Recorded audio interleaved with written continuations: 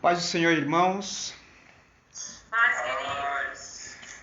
Nós vamos dar início à nossa aula 3. Nós vamos falar nesta unidade sobre seguindo regras na interpretação bíblica. E nós vamos orar agora. E aí a gente já dá início à nossa aula, tá? Vamos orar.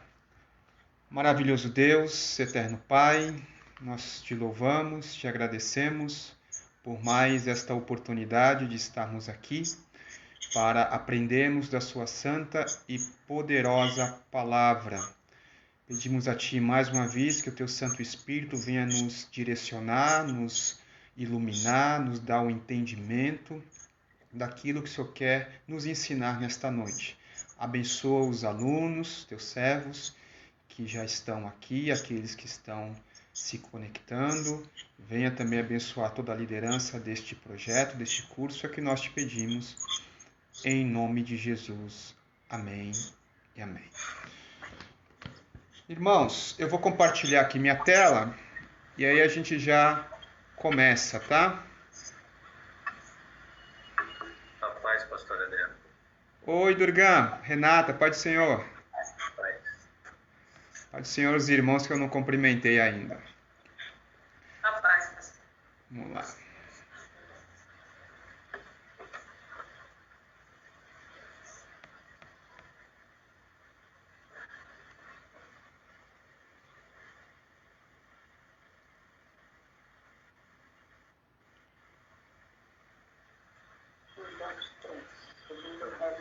Vocês estão vendo o slide?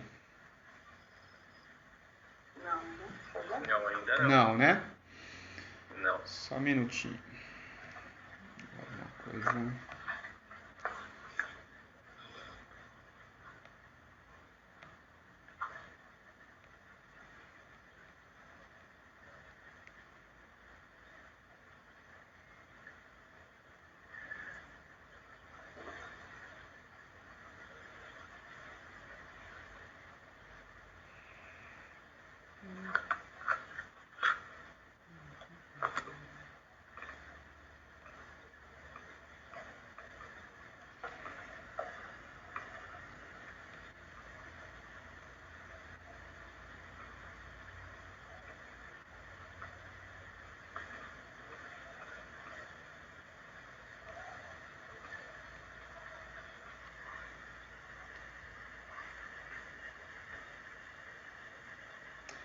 Agora vocês estão vendo?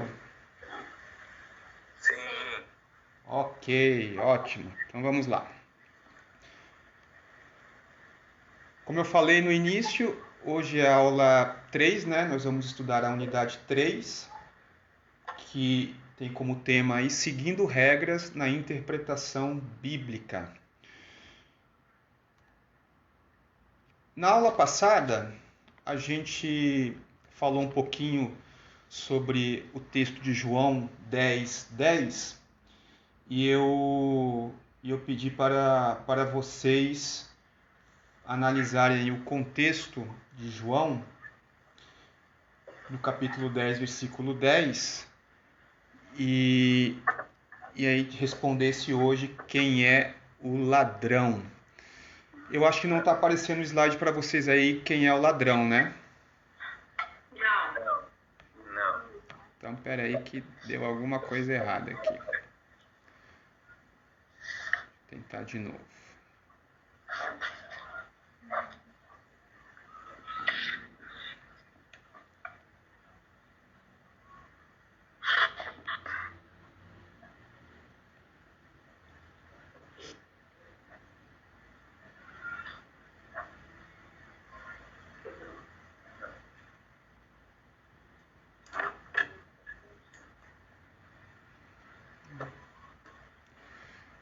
Por que não está indo?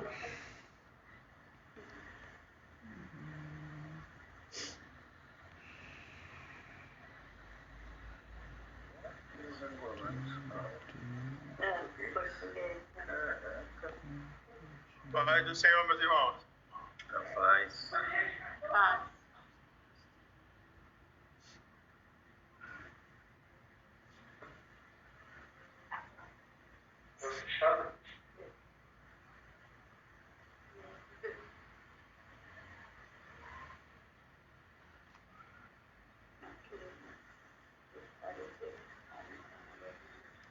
Os fariseus não entenderam nada, né?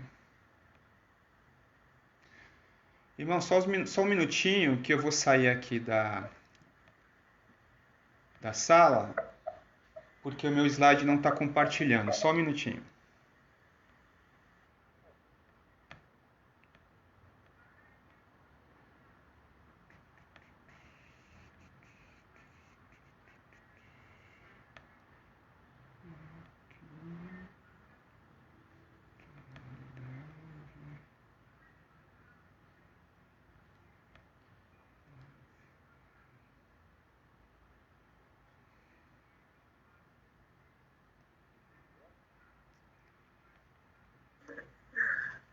Tá profetizando, irmão? Oxe, isso é certo. Pode tomar posse aí.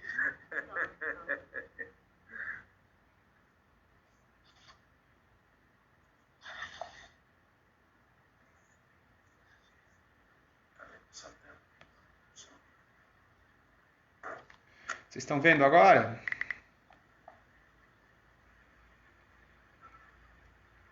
Irmãos? Pai, Senhor, irmãos. Paz, pastor. Pai, pastor. Tudo bem? Paz. Paz, Deus abençoe. Paz, Cristo. Que página que estou estudando? Vai começar agora, pastora. A Elevi, obrigada. A unidade 3, o pastor colocou aqui.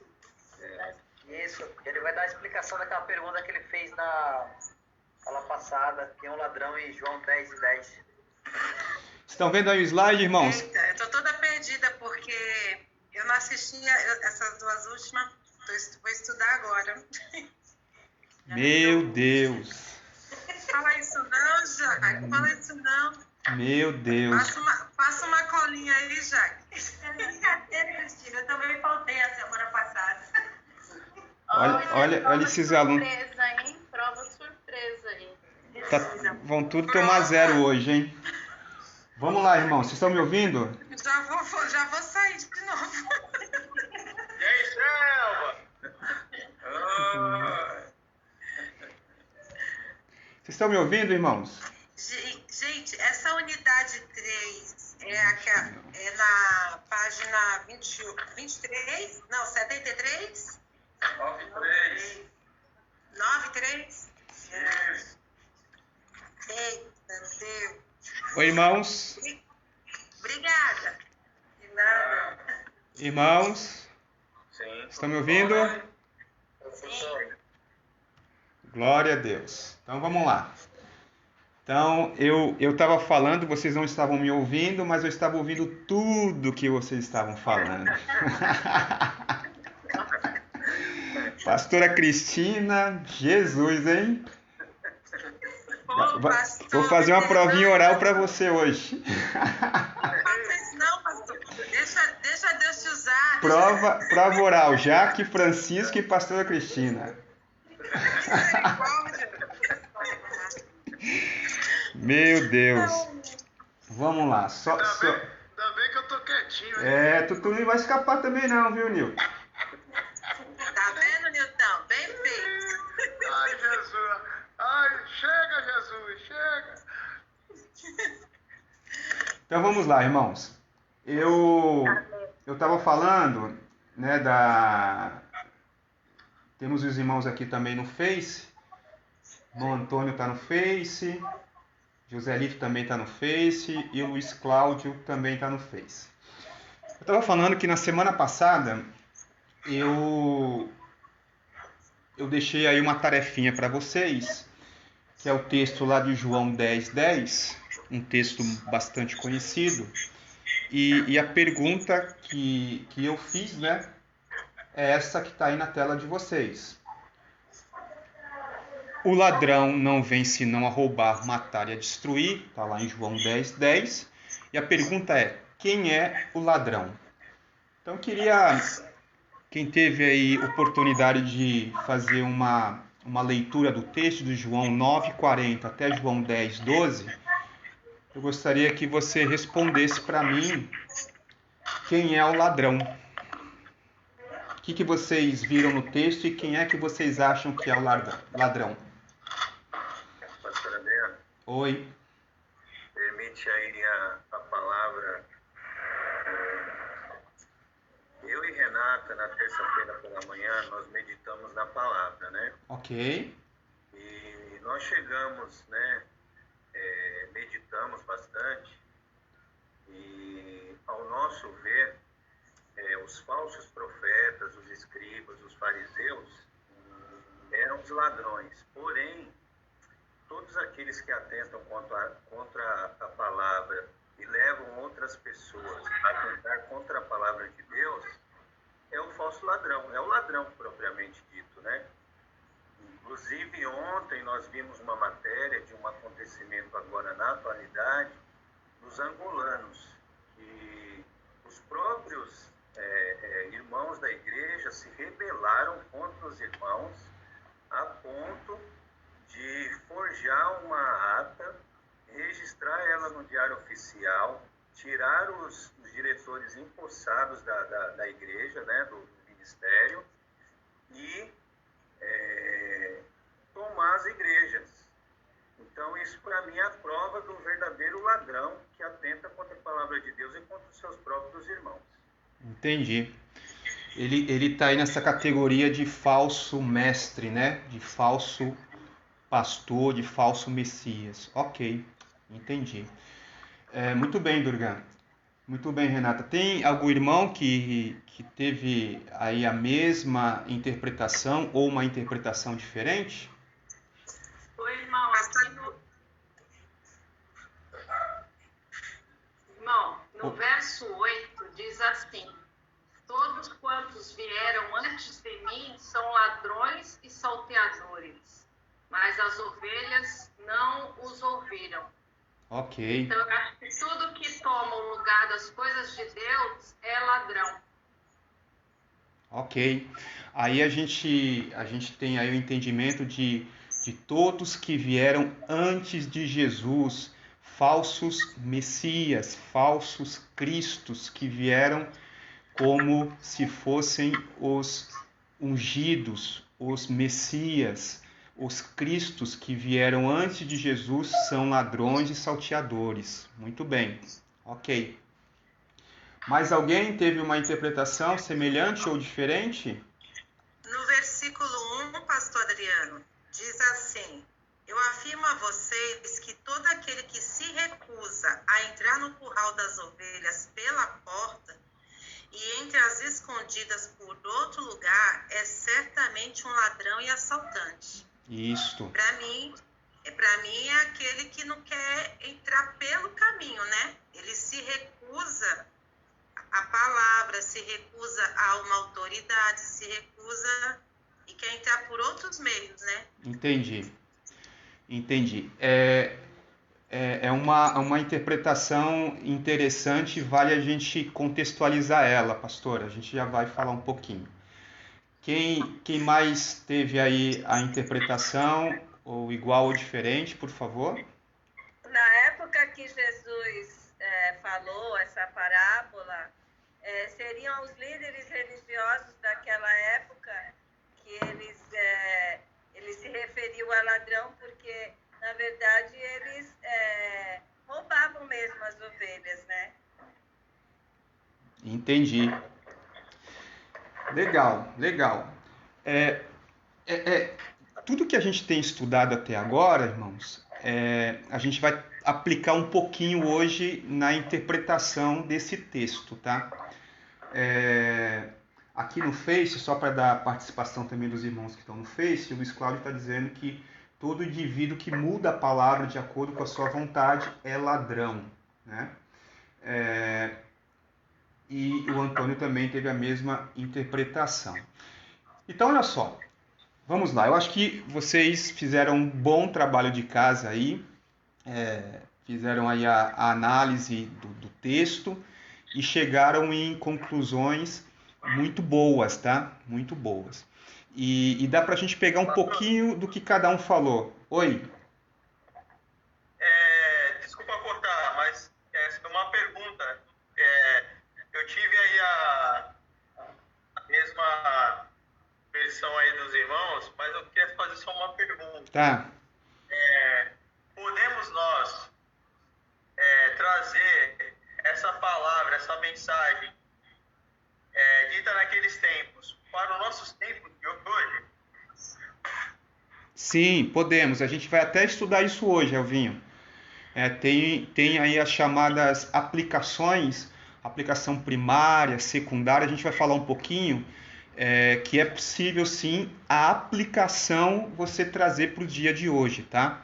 A gente vai falar um pouquinho aí durante a aula, mas é possível sim a aplicação, tá? No momento que você faz a interpretação correta do sentido do texto, aquele texto tem um significado moral, uma aplicação. E essa aplicação é atemporal. Ela serviu para os dias de Jesus, que ele falou, e a gente pode contextualizar para os nossos dias também. Tá? A gente vai falar um pouquinho disso na aula, mas é possível sim. E lembrando... Oi? O atrasadinho do Nilton. Vamos lá, Nilton. Eu vi um vídeo uma vez, inclusive até o pastor Catarino colocou esse vídeo. As ovelhas, e eu mostrei um vídeo para ele de as ovelhas atravessando uma rua, numa avenida lá. E as ovelhas pararam quando o pastor parou. Quando ele falou uma linguagem lá, elas, na forma dele falar com elas atravessaram. Colocaram outras pessoas para falar a mesma fala para as ovelhas e elas não obedeceram. Quando Jesus fala aqui do bom pastor, porque logo depois na explicação ele diz no 9 que ele é a porta. E quando não é pastor, não entra pela porta, ele entra pelo lado, porque as ovelhas não conhecem ele. E se ele entrar pela porta, elas não vão reconhecer. Sim. Então o ladrão ele entra pelo lado. Isso. Ele não entra pela porta. E depois ele explica que ele é a porta, porque as ovelhas conhecem a voz do seu pastor. Isso aí. Né? Então, quando fala do ladrão, o ladrão é todo aquele que é o que não entra pela porta, né? Por Jesus, né? Que não é pastor. Sim. É um mentiroso mesmo. Isso. É isso que eu queria falar. Legal, é isso aí. É uma verdade também, Nilton. Queria aproveitar e falar também que o Elvinho, né? O Elvinho também respondeu para mim durante a semana e numa interpretação que ele também identificou o ladrão como um falso pastor, um falso mestre, um falso Cristo. E aí acho que corroborando com a interpretação de todos aqui. Um exercício que a gente vai fazer agora, né? Se a gente olhar aí, ó, João 9,40, a gente vai ver que no texto está escrito assim, ó. E aqueles dos fariseus que estavam com ele, ouvindo isto, disseram-lhe, também nós somos cegos? Aí o versículo 41, disse-lhe Jesus, se fosseis cegos, não tereis pecados. Mas como agora dizeis, vemos, por isso o vosso pecado permanece. Na verdade, vos digo que aquele que não entra pela porta no curral das ovelhas, mas sobe por outra parte, é ladrão e salteador. Então, o primeiro ponto aqui que eu queria destacar com vocês é que a conversa que Jesus estava tendo, como a irmã Lúcia falou, era com os fariseus. Se a gente olhar só o capítulo, começar pelo primeiro versículo do capítulo 10, a gente não identifica isso, porque o primeiro versículo do capítulo 10 começa com na verdade vos digo. Vos digo a quem? Aí a gente precisa ir lá para o capítulo 9, versículo 40, para entender que Jesus estava falando com os fariseus. Estava dialogando, discutindo com os fariseus. Né? O versículo 40 começa, e aqueles dos fariseus que estavam com ele, fizeram uma pergunta, Jesus responde a pergunta e começa a falar em parábolas a respeito do ladrão. Então, essa conversa estava sendo direcionada aos fariseus. Ele começa dizendo, no versículo 1 do capítulo 10, que todo aquele que não entra pela porta do curral das ovelhas, mas sobe por outra parte, é ladrão e salteador. Então, aqui, Jesus está falando o seguinte, imagina um cenário de um curral, que é um local, imagine um local onde tem um aprisco, né? Onde tem várias ovelhas de vários pastores. E os pastores entram pela porta, onde o texto aqui dá a entender que tem alguém guardando a porta, né? No versículo 3 fala que tem um porteiro, o porteiro abre a porta para os pastores que são legítimos, que têm ovelhas naquele aprisco, vão lá retirar suas ovelhas. Então tem um porteiro, uma espécie de um guarda, que está guardando as ovelhas desses pastores, e o pastor legítimo, verdadeiro, vai lá e chama as suas ovelhas. O pastor que não é legítimo, que não tem as suas ovelhas ali naquele aprisco, ele não vai entrar pela porta porque o porteiro não vai deixar ele entrar. Então o que ele faz? Ele pula a cerca, ele não entra pela porta porque ele quer roubar as ovelhas. É essa associação que Jesus está fazendo, falando que quem não entra pela porta do curral... Olha o versículo 1 do capítulo 10. Na verdade, vos digo que aquele que não entra pela porta no curral das ovelhas, mas sobe por outra parte, é ladrão e salteador. O versículo 2. Aquele, porém, que entra pela porta é o pastor das ovelhas, porque ele vai lá buscar as ovelhas dele. A este, o porteiro abre. Então, a este, ele tem a autorização, ele é conhecido do porteiro para pegar as ovelhas. O outro que vai por uma outra parte, sobe por outra parte, é ladrão. Então, aqui a gente entende que esse ladrão que Jesus está falando aqui não é uma ovelha, tá? Então, trazendo aqui para a nossa realidade, dentro da parábola, não é um membro que não está entrando pela porta. O membro, ele é a ovelha. E aqui Jesus está falando que o ladrão é aquele que quer entrar por outro lugar que não é a porta para roubar as ovelhas. Então, ele está falando de pastores, de liderança. Ele está falando que são líderes que não entram pela porta, que não estão autorizados a entrar pela porta onde o porteiro dá autorização. Então, a gente não pode associar aqui, isso aqui é o irmão, é a irmã, que então não está entrando pela porta. Aí a gente já, talvez, associa com a porta estreita e o caminho apertado. Não tem nada a ver, tá? O texto está falando de líderes que pulam. Ele não está falando que ovelha tenta entrar pular cerca. Ovelha não entra pela porta. Ovelha tenta pular cerca. Não, ele está falando que o ladrão, ele não entra pela porta, ele vai por outro caminho para tentar roubar a ovelha. Então aqui a gente pode entender que falsos pastores, falsos mestres, falsos líderes são os ladrões. Tá? Se a gente continuar o texto, a gente vai ver que Jesus, ele se compara, à porta, depois ele fala que ele é a porta das ovelhas, ele também se compara ao bom pastor. No versículo 8, como também já foi falado, acho que foi a pastora Cristina, todos quantos vieram antes de mim são ladrões e salteadores. Ele faz de novo a referência do ladrão, mas as ovelhas não os ouviram. Então aqui ele está falando que os que vieram antes de Jesus são aqueles que vieram antes da vinda dele, pregando como se fosse o Cristo, como se fosse o Salvador. E a história diz que antes que Jesus se autopronunciou, se auto-intitulou como Messias, vieram outros também dizendo-se ser o Messias. E não só a história, a Bíblia também. Lá em Atos, capítulo 5, nós vemos lá um relato de Gamaliel, quando ele fala, não teve um dia desse que se levantou um Judas, se levantou um Teudas, dizendo ser alguém, dizendo ser Messias, e depois eles morreram e se dispersaram? Então deixa esses seguidores de Jesus aí, daqui a pouco eles vão se dispersar também. Então a gente vê ali pelo relato bíblico que existiram outros que apareceram antes de Jesus se intitulando como Messias. O Messias Salvador no sentido de libertar o povo romano. Eram revolucionários que não aceitavam o jugo do Império Romano e se rebelavam contra o Império e tentavam libertar Israel. A história fala das revoltas. Se eu não me engano, na aula de Geografia Bíblica foi falado disso, de algumas revoltas que tiveram dos judeus que não aceitavam o jugo do Império Romano. Tá? Então Jesus está falando, esses que vieram antes de mim são ladrões e salteadores, mas as ovelhas não os ouviram.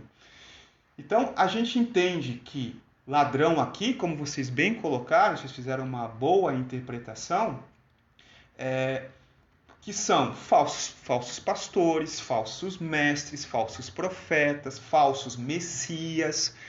Estes são os ladrões que Jesus estava claramente dizendo no texto. A minha pergunta para os irmãos o texto diz que o ladrão não vem senão a roubar, a matar e a destruir. E nós vimos, e vocês leram o texto e viram ali que o ladrão são falsos mestres, falsos cristos, falsos profetas, falsos pastores. Por que nós ouvimos e aprendemos que o diabo não vem senão a roubar, a matar e a destruir? Quantos de vocês já ouviram esta expressão? O diabo não vem senão a roubar, a matar e a destruir, mas Jesus não. Jesus veio para dar vida e vida com abundância.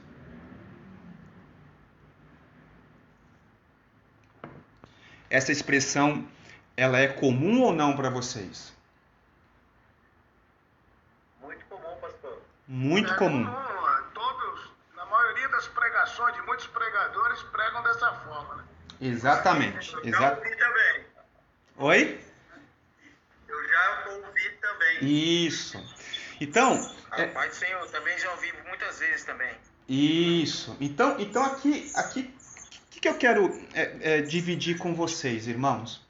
É importante que a gente tenha esse exercício, porque Satanás mata, destrói. Sim. O texto diz isto? Não. E o importante é destacar que o que o texto não diz tira o foco da verdade que o texto diz. Entendeu? O que o texto não diz, mas falam, tira o foco da verdade que o texto diz. Porque o foco deve ser em Jesus como bom. O foco desse texto de João 10, ele deve ser em Jesus como bom pastor, Jesus como a porta das ovelhas, e não no diabo, que nem é citado no texto. E muitos cristãos, muitos crentes conhecem esse texto colocando o diabo lá, que nem é citado por Jesus. Vocês viram a citação do diabo em algum versículo aí, irmãos? Não existe o diabo ali. Não, pastor. Jesus não está falando do diabo, né, Levi? Jesus não está falando do diabo. Quando a gente lê o texto de uma forma correta, fica claro de que não faz sentido essa expressão que o diabo veio matar, roubar, destruir, conforme está escrito em João 10:10. Desculpa, não está escrito. Mas o Espírito Santo me revelou que Satanás veio para matar, roubar e destruir. Ok. Se o Espírito Santo te revelou algo, ótimo. Glória a Deus. Eu creio que o Espírito Santo interage com o homem. Mas o Espírito Santo me revelou que quando Jesus disse isto, ele estava querendo dizer que o diabo veio para matar, roubar e destruir. Aí tem um problema. Porque Jesus falou uma coisa, o Espírito Santo inspirou a João escrever exatamente o que Jesus falou, e hoje o Espírito Santo mudou de opinião e quer dizer outra coisa que nem está no texto bíblico, que é o que nós cremos, que é o texto sagrado, que é a palavra de Deus, não faz sentido. Por isso que eu estou batendo nessa tecla, irmãos, da questão de interpretações equivocadas e que, infelizmente, muitos se escondem numa cortina chamada quem me deu a interpretação foi o Espírito Santo. Então, a culpa é do Espírito Santo, que ele que me deu a interpretação que o diabo veio matar, roubar, destruir, conforme está ali. Porque Jesus falou ladrão, mas na verdade Jesus estava querendo fazer referência ao diabo. E a gente acabou de ler o texto e não vemos nenhuma citação. A conversa com Jesus era com os fariseus, com os doutores da lei. Ele estava falando a respeito desses falsos. Quantas vezes Jesus combateu de frente com os fariseus a respeito do ensinamento, do falso ensinamento, do ensinamento hipócrita, de dizer uma coisa e fazer outra. Era esse o motivo de combate que Jesus tinha com os fariseus. E nós vimos lá no início do texto que ele estava falando com os fariseus. Ele não falou de diabo. E a gente, por que estava tão fixo na nossa memória essa relação de que o diabo não vem senão a roubar, matar e destruir? Muito provavelmente porque ouvimos alguém falar. Eu comentei na primeira aula sobre a minha ignorância em não assistir televisão, porque um líder disse que estava escrito lá em Ezequiel sobre as câmeras pintadas de imagem. E vocês leram comigo lá o texto e vimos que não é câmera, e sim câmaras. Aí tu me pergunta, igual o Newton me perguntou no dia, né? Pastor, você não viu um erro tão grotesco assim? Logo você que é abalizado, que tem estudo. E eu te respondo. Não é que eu li e entendi câmera ao invés de câmaras. É que eu não li. Simplesmente não li o texto. Não fui conferir na Bíblia. E esse é o problema. A gente não lê. Porque vocês todos aí, quando leram, interpretaram corretamente. Então, o grande problema é que a gente precisa ler. Oi, pode falar. Eu venho de igreja neopentecostal. E nas neopentecostal, aprendi que era o diabo.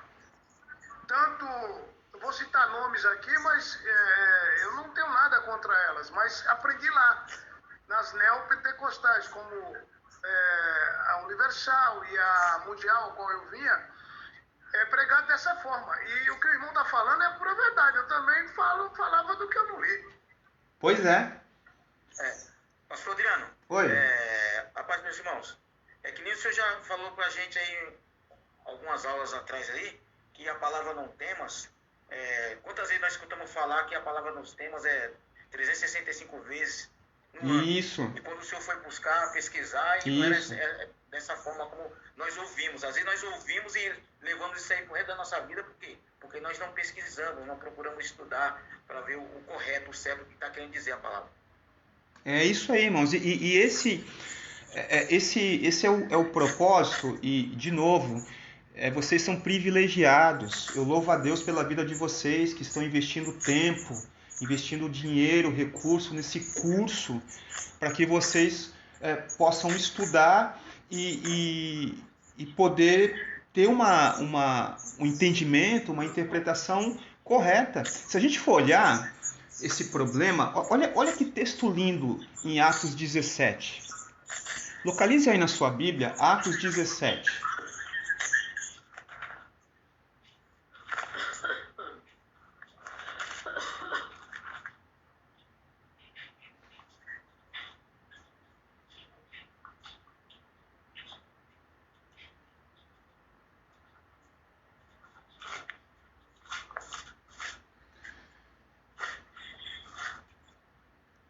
Atos 17, versículo 11.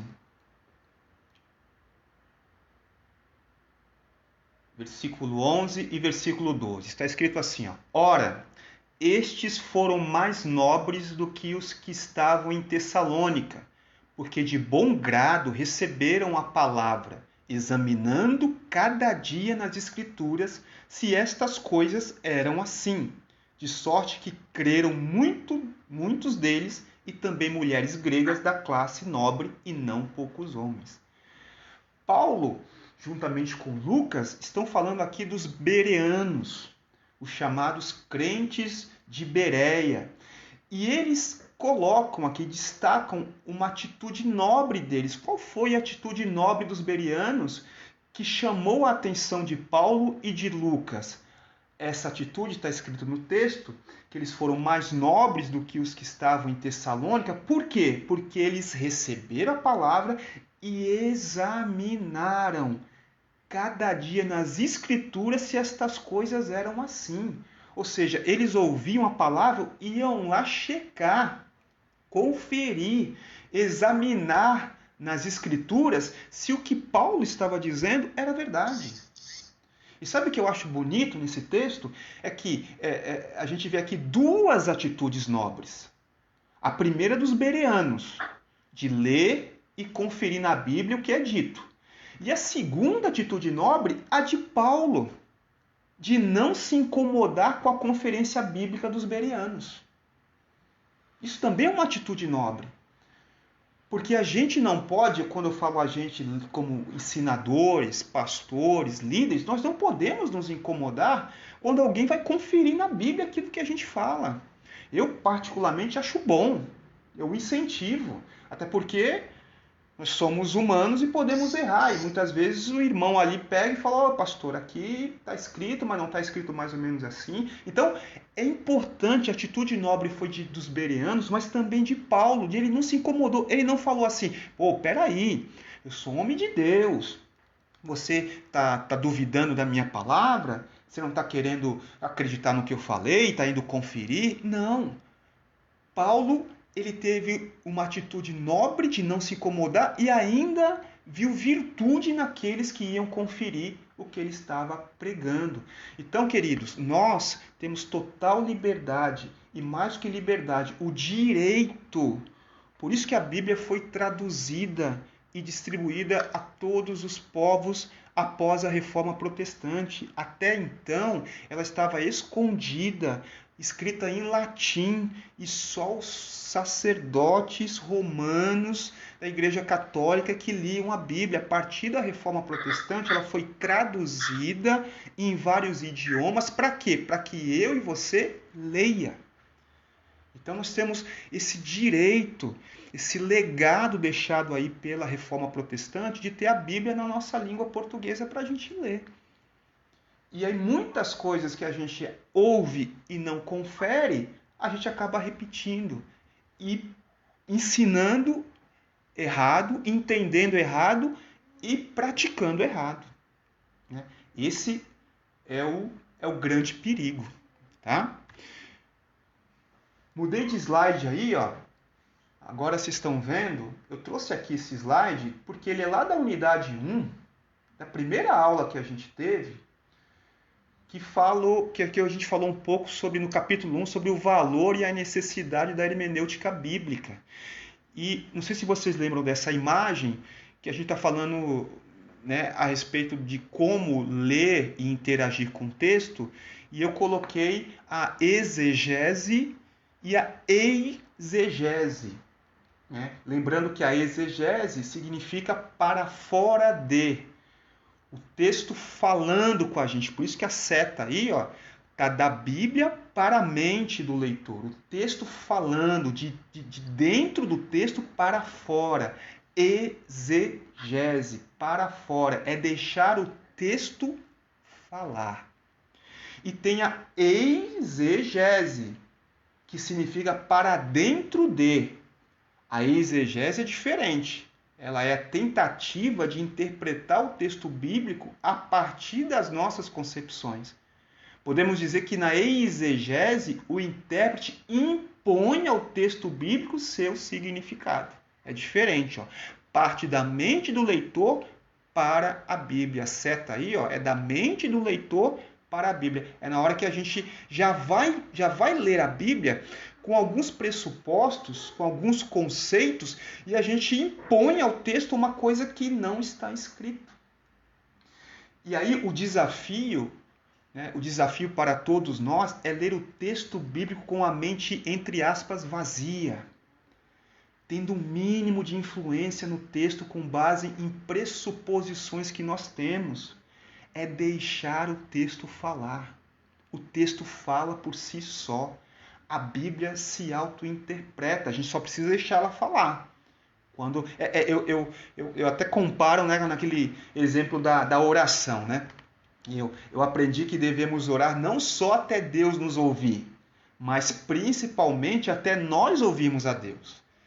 Então, na oração, tem hora que a gente tem que ficar em silêncio para deixar Deus falar com a gente. Não é um diálogo?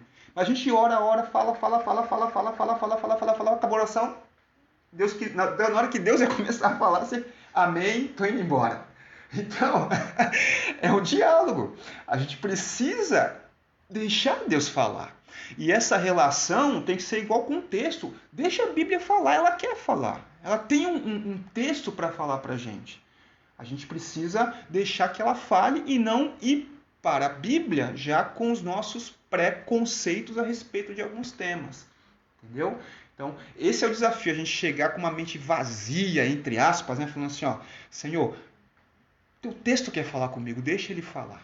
E a gente lendo corretamente, a gente vai entender o que o texto quer falar com a gente. Tá? Agora eu quero convidar vocês para mudarmos de clima. Ô, pastor Adriano, essa aula é uma desconstrução, viu? Eu falei no início. É uma desconstrução, porque tremenda essa aula, hein? Eu falei, eu acho que eu cheguei a comentar com o Levi, se eu não me engano, né, Levi? Num domingo antes de começar, de quão importante é essa aula. E na verdade, Nilton, eu até falei isso no primeiro dia, na minha visão, toda a igreja devia ter um discipulado hermenêutico. Sabe quando um novo convertido chega, ou um novo membro, e passa por um discipulado? Ele teria que passar por um discipulado hermenêutico. Porque, veja só, irmãos, você imagina alguns conceitos que nós já estamos vendo e outros que ainda nós vamos ver. Se nós tivéssemos isso antes de começar a ler a Bíblia, nossa leitura seria outra. Com certeza. Né? Então, é importante ter esses fundamentos básicos para, a partir disso, você ter uma leitura mais rica e extrair mais do que Deus quer falar conosco através do texto bíblico. Tá? Mas olha aí, vamos mudar aqui o clima. Imagine vocês uma praia de nudismo. Meu Deus. Olha, e ao entrar nessa praia de nudismo, vocês estão vendo aí o slide? Está escrito aí na placa, né? Na entrada da praia de nudismo está escrito assim: proibido usar biquíni ou qualquer outro traje de banho. A mensagem, a proibição que tem ao entrar na praia de nudismo. Pergunta: ao entrar e ver essa placa numa praia de nudismo, você pode entrar com roupa ou sem roupa?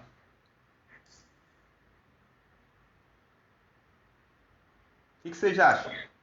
Sem roupa. A praia não é de nudismo? Isso! Sem roupa. Vamos lá. Agora vamos nos transportar lá para Abu Dhabi. Vamos lá na praia do islamismo, uma praia muçulmana. E ao chegar lá na praia, você tem uma placa com os mesmos dizeres: proibido usar biquíni ou qualquer outro traje de banho. Vou até voltar aqui, A praia de nudismo dizia a mesma coisa: proibido usar biquíni ou qualquer outro traje de banho. E lá, na praia muçulmana, também está escrito: proibido usar biquíni ou qualquer outro traje de banho. Pergunta: pode entrar com roupa ou sem roupa? Com roupa. E sem roupa. Com roupa. Agora só com roupa. Só com roupa. É Interessante. legal.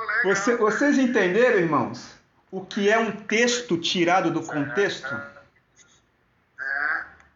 Se eu pegar a mesma frase, proibido usar biquíni ou qualquer outro traje de banho, se eu não tenho uma análise do contexto que ela está inserida, eu posso ter uma interpretação completamente equivocada. Eu posso chegar numa praia muçulmana e entrar pelado. Eu vou ser preso. Porque o contexto ali diz, aquela mesma mensagem está dizendo para eu entrar com roupa. E na praia de nudismo, a mesma mensagem quer dizer para entrar sem roupa. Então a gente vê aqui a questão do contexto. Como o contexto faz parte. Não dá para a gente pegar um texto isolado sem analisar o contexto. Agora eu queria que vocês abrissem as vossas Bíblias em Mateus, capítulo 2, versículo 17 e 18.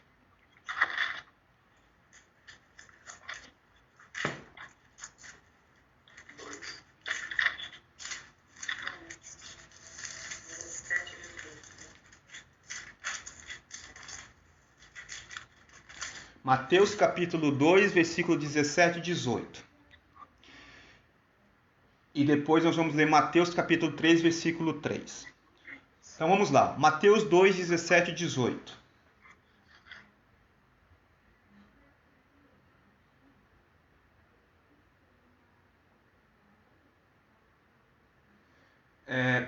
Diz assim, versículo 17. Então se cumpriu o que foi dito pelo profeta Jeremias, que diz: em Ramá se ouviu uma voz, lamentação, choro e grande pranto. Raquel chorando e os seus filhos, e não quer ser consolada, porque já não existem. Agora Mateus capítulo 3, versículo 3. Porque este é o anunciado pelo profeta Isaías, que disse: voz do que clama no deserto, preparai o caminho do Senhor, endireitai as suas veredas. Uma reflexão aqui que eu quero fazer com vocês. Aqui é o Evangelho de Mateus. Mateus, ele escreveu, nós vimos isso na aula passada, Mateus escreveu o Evangelho como público-alvo que eram os judeus. Então ele fazia muitas referências a passagens do Antigo Testamento para mostrar para os judeus que Jesus, a história de Jesus, ela é uma história embasada no Antigo Testamento, nas leis e nos profetas. Então ele faz aqui a citação em Mateus 2, 17 e 18 de Jeremias, né? Então se cumpriu o que foi dito pelo profeta Jeremias, que diz. Em Mateus 3, 3 ele fala de Isaías, porque este é anunciado pelo profeta Isaías. Ele cita dois profetas aqui. Por que nas duas citações que Mateus faz, de Jeremias e Isaías, ele não cita o capítulo e o versículo dos livros? O que vocês acham? Por que Mateus não disse: então se cumpriu o que foi dito pelo profeta Jeremias no capítulo 5, versículo 1? Porque este é o anunciado pelo profeta Isaías, que está escrito no capítulo 58, versículo 3. Por que vocês acham que Mateus não usou capítulos e versículos?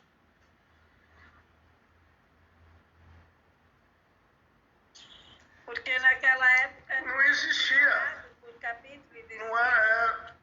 Isso, eu acho que não existia essa separação naquela época. Isto, muito bem, irmãos, é isso aí mesmo. Porque capítulos e versículos não fazem parte dos textos originais. Era um papiro, né? Rolos, né? Isto. Capítulos e versículos não foram inspirados pelo Espírito Santo. Quando os autores da Bíblia, né, Moisés, Samuel, Jeremias, Isaías, Mateus, João, Paulo e os outros estavam escrevendo, eles não dividiram a Bíblia em capítulos e versículos. Os capítulos, por exemplo, até o século 13 não existia. Ele veio a surgir no século 13 depois de Cristo, por volta de 1300, 1400. Não existia essa divisão de capítulos na Bíblia. E os versículos, cerca de 300 anos depois, na metade do século XVI, um erudito francês chamado Robert Estienne, tornou as coisas ainda mais fáceis, porque já existiam os capítulos, criando os versículos. Ele queria que as pessoas se interessassem pelo estudo da Bíblia. Então ele notou Era que... fácil para memorização? Seria isso também? Não, o objetivo era a fácil localização. Localização, perfeito. Seria bom ter um sistema unificado, né, com os capítulos e versículos e essa para facilitar a memorização, né? Também. Você saber onde está. Também. Essa divisão facilitou muito a localização dos textos, né, irmãos? É um sistema de índice que ajuda muito na localização dos textos. Isso foi muito positivo. Hoje a gente consegue se localizar aí por capítulos e versículos. Porém, gerou um outro problema. Gerou um outro problema que nos tirou a noção do texto completo. Já naquela época, por volta de 1553, alguns criticaram esse sistema de divisão da Bíblia em versículos. Não foi bem aceito na época. Para eles, a divisão em versículos deixou o texto bíblico muito fragmentado, com várias declarações soltas. Mas mesmo com as críticas, esse sistema logo foi adotado por todos os editores. E aí, eu quero dividir com vocês essa frase que está no slide aí, ó. Deus não nos deu versículos, Ele nos deu livros, cartas, histórias, narrativas. Ele nos deu tudo em um contexto. Rapaz, glória a Deus. Estão entendendo, irmãos? Glória a Deus. Vocês viram que, para a gente entender bem com quem Jesus estava falando, lá em João 10:10, a gente teve que ir para João 9:40, não é nem no capítulo 10. Capítulo 10, versículo 1, não dizia com quem Jesus estava falando, porque o contexto ali começa no 9:40. Então, essa divisão de capítulos e versículos, ela teve um lado positivo de facilitar o índice, a localização, porém gerou um outro problema, porque a gente se baseia nos capítulos e versículos soltos e tiram a nossa noção do texto como um todo, o texto completo. Por isso que foi muito criticado na época, mas mesmo assim continuou, e hoje todas as nossas Bíblias estão divididas assim. Algumas até, eu tenho uma Bíblia de estudo que ela não é dividida em capítulos e versículos, ela é dividida em parágrafos. Então ela não respeita os capítulos ali. Ela até indica o capítulo e versículo, mas ela faz uma divisão do texto em parágrafos, porque ela entende que o texto completo, o parágrafo do assunto, é diferente da divisão que foi feita no capítulo e versículo. Então, a gente precisa olhar para o texto bíblico, como o Newton falou, desconstruindo com a mente, entre aspas, vazia, e identificar o sentido do texto. O sentido do texto, e não só o versículo. Porque Deus não... Quando Deus inspirou os homens a escrever, Ele não inspirou o versículo. Por isso que eu falei, os versículos não são inspirados, não foram escritos originalmente. Foi uma facilidade que o homem criou depois, mas que pode gerar um problema quando a gente tira esse versículo isoladamente do seu contexto. Ok, irmãos? É o caso de João 10:10. Sem dúvida. Sem Porque dúvida. assim, se falar para nós que o diabo vem roubar, matar e destruir, a função dele a gente acredita, mas o texto não está falando disso. Exatamente. Nossa, tremendo, meu Deus do céu. Vamos para mais uma agora. Já que nós estamos aqui, né? Já que estamos na chuva, vamos se molhar. Glória a Deus. Olha aí. Na presença de Deus, até a tristeza salta de alegria. Conhecem esse texto? Ô pastor, essa o pastor Catarino já pregou, né? Ah, já? Sobre a interpretação desse texto. Ah, é? Eu não lembro. Mas vamos lá, vamos. Eu particularmente não lembro, não sei se todos os irmãos estavam na pregação, mas é um texto legal para a gente estudar aqui. O que eu estou fazendo aqui com vocês, irmãos, é colocando um pouco na prática aquilo que a gente vem estudando aí na apostila, tá?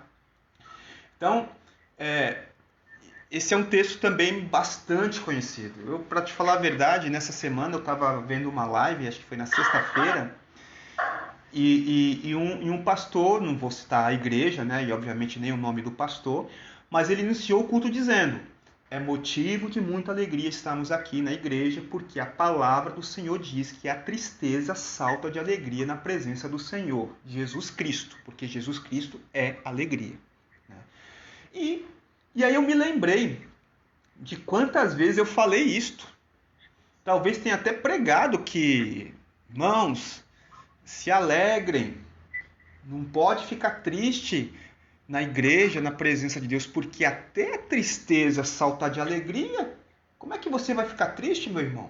Você não pode ficar triste, né? Só que o texto não diz isso, irmãos. Então, se a gente for olhar em Jó 41, 22, você vai ver que está escrito assim, ó. Vamos praticar um pouquinho do que a gente tem aprendido em relação à interpretação do texto.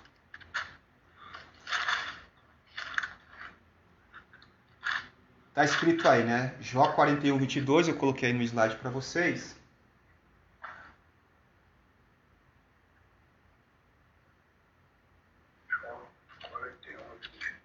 Está escrito assim, ó: no seu pescoço reside a força, diante dele até a tristeza salta de prazer. Primeiro ponto, olhando para o texto, né? Diante dele até a tristeza salta de prazer. Primeira pergunta, a gente vem falando também que a gente tem que... O texto quer falar. Pergunte para o texto, ele vai te responder, né? Então vamos lá. Primeira pergunta, diante dele. Dele quem? Aqui está escrito, diante dele até a tristeza salta de prazer. Então, dele quem? Outro ponto, outra característica que a gente vê no texto aqui, ó. Lá no início, no seu pescoço reside a força. Pergunta, pescoço de quem? Aí, a gente vai para aquela análise do contexto, né? Vamos olhar um pouco alguns versículos anteriores, alguns versículos depois. Vamos para Jó 41, 15. Um pouquinho antes de Jó 41, 22. O versículo 15. O versículo 15 está dizendo assim, ó: as suas fortes escamas são o seu orgulho, cada uma fechada como com selo apertado. Uma a outra se chega tão perto que nem o ar passa por entre elas. Uma às outras se ligam, tanto aderem entre si que não se podem separar. Cada um dos seus espirros faz resplandecer a luz, e os seus olhos são como as pálpebras da alva. Da sua boca saem tochas, faíscas de fogo saltam dela. Das suas narinas procede fumaça, como de uma panela fervente ou de uma grande caldeira. O seu hálito faz incender os carvões e a sua boca sai chama. No seu pescoço reside a força, diante dele até a tristeza salta de prazer. A gente percebe aqui, na aula passada a gente falou dos estilos literários, os gêneros literários, e a gente já começa a enxergar aqui que a gente vai ver que tem um estilo literário de metáforas, de figuras de linguagem. Não é literal o que está escrito aqui. E vale destacar o seguinte, viu, irmãos? Vale destacar que a interpretação literal, diferente da alegórica, vai considerar a literalidade do texto. Ou seja, o autor quis dizer o que está escrito. ele não escreveu em códigos ocultos a serem revelados.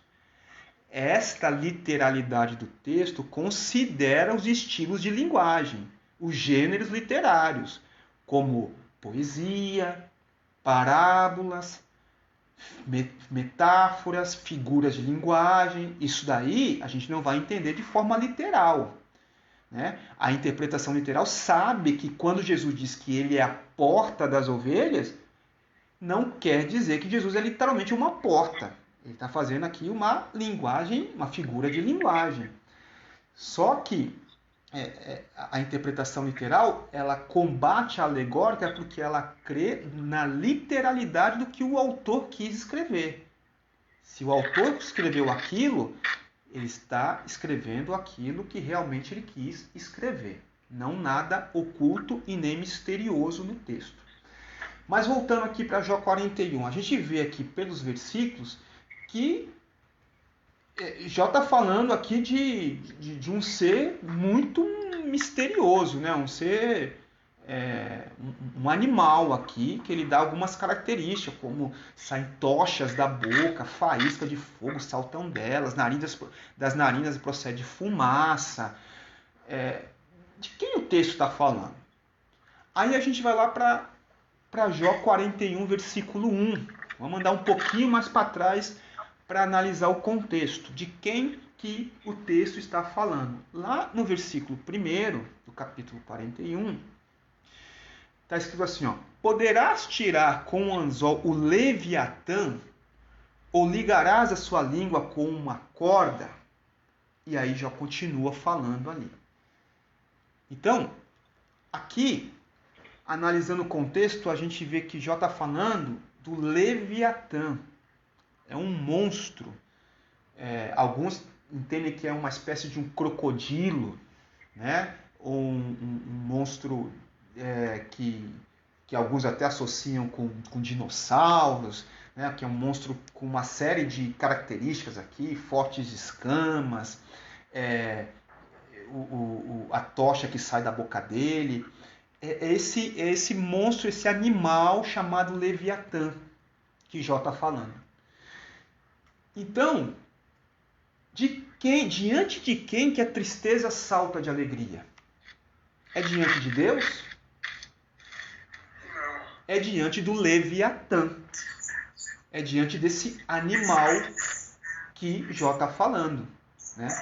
Então, a tristeza saltando de alegria aí, irmãos, quer dizer o seguinte, né? Se o objetivo da tristeza é deixar triste, quanto mais triste estiver a pessoa, mais feliz estará a tristeza, pois ela está alcançando o seu objetivo, deixar a pessoa apavorada. Por isso que o texto foi traduzido: a tristeza salta de alegria, porque a tristeza está feliz porque ela está entristecendo, ela está deixando a pessoa apavorada. E esse é o sentido que quer dar o texto, que a pessoa ficou apavorada de tanta tristeza diante de um monstro desse, diante do Leviatã. Outras traduções, elas são até mais claras. Por exemplo, a Almeida, essa que a gente usa é a Almeida Corrigida e Fiel. A Almeida Revista e Atualizada diz assim, ó: diante dele anda saltando o terror. Na NVI, na Nova Versão Internacional, está escrito assim, ó: tanta força reside em seu pescoço que o terror vai diante dele. Tá? Então, a gente vê aqui que, fazendo um exercício de análise do contexto, a gente consegue ter uma interpretação correta do texto bíblico. Vamos continuar? Tudo bem? Alguma pergunta?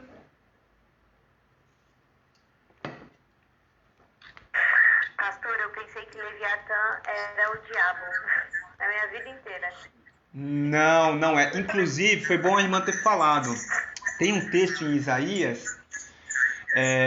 que, se não me engano, é Isaías 27, eu não tenho certeza, mas tem um texto em Isaías que ele também fala do Leviatã. E ali ele associa o Leviatã a Satanás. Mas aqui o texto de Jó, se a gente for analisar esse contexto como um todo, não. Ele não está fazendo essa comparação. Esse contexto diz o seguinte, né? Deus está falando assim, ó. Jó, porque o que acontece aqui, irmãos? Do capítulo 3, 4, até o capítulo 38, Jó faz uma série de questionamentos a Deus, porque ele está passando por tudo aquilo. Os seus amigos questionam ele questiona Deus, ele questiona os amigos, é uma série de questionamentos ali. Quando começa o capítulo 38 de Jó, Deus começa a responder a Jó. Ele começa a responder com uma série de perguntas. E Deus vai questionando a Jó. Onde tu estava quando eu criei tudo? Onde tu estava quando eu ordenei as ondas do mar não ultrapassar os limites da praia? Ele começa a falar. Começa a questionar Jó. E aqui nesse capítulo 40 e 41, ele está falando o seguinte, né? Se diante de um Leviatã, desse animal feroz, a pessoa treme, a pessoa se apavora, imagine diante de mim que sou Deus. Então ele não está fazendo associação de Leviatã como o diabo. Tá? Foi bom a irmã ter falado disso, porque às vezes a gente também tem essa interpretação aí equivocada. Vamos lá, vamos continuar então, queridos, que a hora não nos espera. Não nos espera. Indo para a apostila, né? A gente entrando aí na apostila, na página 90 e a partir da página 95, que é o que a gente 93, melhor dizendo, a gente vai ver aí que na introdução está escrito assim, ó, o intérprete das escrituras deve ter em mente que ao lidar com os textos sagrados não pode compreendê-los ao seu modo. Está escrito aí na apostila. Nesta unidade estudaremos acerca da responsabilidade do intérprete, considerando o auxílio do Espírito Santo e os cuidados necessários quanto ao uso das Escrituras. No capítulo 1, a gente vai ver a responsabilidade do intérprete das Escrituras. Vou falar um pouco da nossa responsabilidade ao ler as Escrituras. Ao ler a Bíblia, o intérprete deverá ter consciência de que ele está lidando com um livro que determina o destino dos seres humanos. Olha como isso é sério, irmãos. A Bíblia determina o destino de várias pessoas.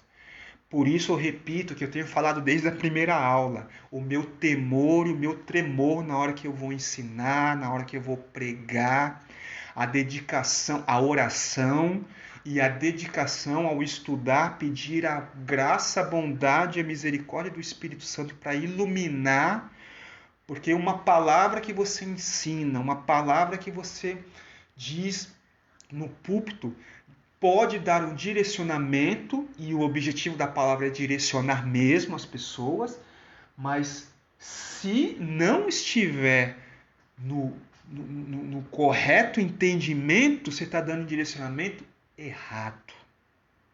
E eu falo aqui com tristeza no coração, irmãos, e isso eu já vivenciei e já ouvi muitos pastores antigos falando quantas pessoas, por uma interpretação equivocada de usos e costumes nas igrejas pentecostais, tiraram pessoas da igreja por causa de cabelo, por causa de calça, por causa de bebidas. Eu sou de uma época que se você bebesse Coca-Cola, estava no banco. Porque Coca-Cola era do diabo, e da onde que tirou isso ninguém sabia, mas Coca-Cola era do diabo e pronto. Quantos que foram aí tirados da igreja por coisas que não são bíblicas, são doutrinas de homens. Né? Então, é importante, a gente estar lidando com um texto santo, sagrado, e temos que ter o maior cuidado ao ensinar a Bíblia. Tá? O item 1.1 o item 1.1 fala do auxílio do Espírito Santo ao intérprete das Escrituras. Então, olha só, irmãos, vamos ver como que o Espírito Santo nos ajuda a interpretar as Escrituras. Eu queria ler com vocês a página 95. A página 95, lá no final, tem esse item 1.1. Vamos ler junto o que está escrito aí, ó. A Bíblia afirma que a mente carnal tende à inimizade contra Deus. Romanos 8:7. A ação do Espírito de Deus sobre a mente do intérprete das Escrituras é o fator mais importante a ser considerado. O homem necessita de iluminação espiritual a fim de que compreenda a intenção de Deus expressa na sua palavra. A passagem de 1 Coríntios 2,14 afirma que o homem natural não compreende as coisas espirituais. O verbo compreender no grego não significa entender com o intelecto, e sim por experiência. Somente os regenerados experimentam a palavra de Deus mediante o Espírito Santo. Além da regeneração, é preciso que haja reverência e interesse por Deus e por sua palavra. Estes são requisitos fundamentais para a correta interpretação das Escrituras Sagradas. Uma atitude de apatia e arrogância torna-se obstáculo para o entendimento da verdade de Deus. O apóstolo Pedro afirma que jamais qualquer profecia da Bíblia foi dada por vontade humana, pois santos homens falaram da parte de Deus, movidos pelo Espírito Santo. 2 Pedro 1:21. Sendo, portanto, o Espírito Santo o autor das verdades eternas. Quem melhor que ele para iluminar a mente quanto à explicação das Escrituras? Jesus declarou que o Espírito Santo iria nos guiar em toda a verdade, João 16:13. Quando ele estiver no controle, operará sobre o nosso coração, a nossa vontade, as nossas decisões e nos guiará em toda a verdade. É importante ressaltar que a participação do Espírito Santo na interpretação das Escrituras não significa que ele desvende para alguns intérpretes um sentido oculto, diferente do significado normal e literal da passagem. O seu papel não é conceder um vislumbre intuitivo e repentino sobre o sentido do texto, e sim conduzir o cristão através do estudo sistemático da Bíblia à verdade de Deus. Embora a Bíblia seja uma composição de livros que tem narrativas, poesias, cartas, com todos os estilos literários de uso comum na antiguidade, não podemos esquecer que é o próprio Deus que inspirou as suas palavras. Por isso, o intérprete necessita da ação do seu espírito gerando fé. Haja vista que a fé deve ser o pressuposto para o entendimento de diversas passagens. Sem a confiança no Deus que transcende o entendimento humano e faz muito além do que a razão compreende, o intérprete corre risco de se fechar para as narrações de milagres e intervenções divinas na história. Diversos intérpretes na modernidade, partindo dos pressupostos do racionalismo, distorcem completamente o real sentido das Escrituras, reduzindo-as a um livro comum. O impacto da influência desses intérpretes reproduziu gerações secularizadas e hostis ao cristianismo. Então aqui nós lemos o texto completo, da apostila. E não sei se vocês perceberam, irmãos, mas em nenhum momento a comentarista Doris Lemos, que escreveu este livro, essa apostila, fala aqui de o Espírito Santo interpretando as Escrituras. Ela usa o termo iluminando. E a gente vem batendo nessa tecla que o Espírito Santo não dá interpretação, ele ilumina as nossas mentes. Mas o ler o texto, o interpretar o texto é função nossa. A teologia mostra que tem vários intérpretes, exegetas da Bíblia, que têm uma interpretação assim fenomenal dos textos. Conhecem a gramática, conhecem todas as variações dos textos originais em hebraico, em grego, em aramaico, mas eles interpretam perfeitamente, mas não creem naquilo que estão interpretando. E essa é a grande diferença de mim e de ti com esses homens. A gente deve utilizar sim do conhecimento, da inteligência, do intelecto, da razão que Deus nos deu para ler e interpretar o texto corretamente. Mas a ação do Espírito Santo em nós nos faz crer naquilo que a gente está lendo. Essa é a grande diferença. Quando a Dora está falando aqui que hoje em dia muitos distorcem a palavra com o pressuposto do racionalismo da modernidade atual, é que homens somente com a razão interpretam o texto, porém não creem no texto e deixam de crer nos milagres, deixam de crer no que está escrito. Por isso que a leitura bíblica exige fé. Quando a gente, como eu falei na semana passada, está escrito em Hebreus, pela fé cremos que os mundos foram criados. Nós somos criacionistas e não evolucionistas, porque nós cremos na Bíblia pela fé. Então é importante a ação do Espírito Santo trabalhando em nós na iluminação do texto, na aplicação para os nossos dias e na crença daquilo que está escrito. Acreditar no que está escrito. O auxílio do Espírito Santo na interpretação das Escrituras. O item 1.2 diz assim, cuidados necessários quanto à interpretação bíblica. Eu queria continuar com vocês na página 97. Na página 97 diz assim, os seres humanos afastados de Deus têm inclinação ao erro, sendo em determinadas situações resistente àquilo que é correto. A causa desse problema, às vezes, reside na incapacidade de julgar o que é certo e errado.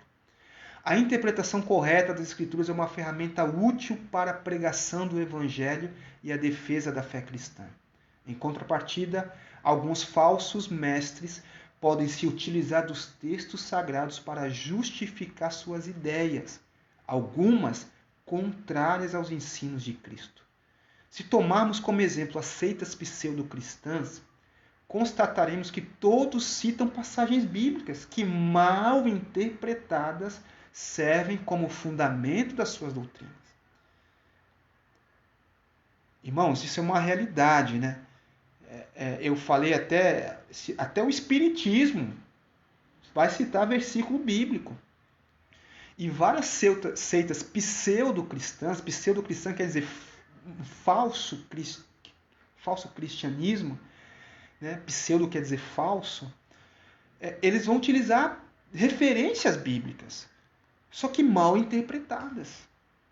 Então, está escrito, está na Bíblia, está escrito assim, o versículo ali, aquele versículo solto, né? A gente acabou de falar do versículo. Não, mas no versículo tal está escrito. Sim, mas não é só a análise do versículo.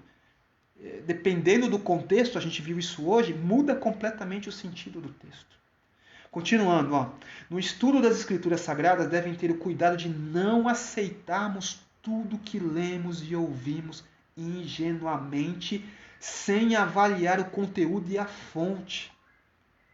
Algumas coisas que se pregam e escrevem podem conter sementes do erro e não concordar com as Escrituras. Há pessoas que são determinadas em manter suas opiniões, seus conceitos, mesmo quando lhes é mostrada a verdade.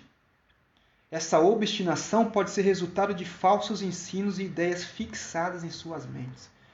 Isso é uma outra verdade, irmãos. Tem hora que a gente vai e fala para a pessoa, olha, mas não é assim, o texto não diz isso, o que você está falando, o que você está pregando, o que você está crendo, não é o que a Bíblia diz. A pessoa não acredita, ela não concorda, ela não quer aceitar.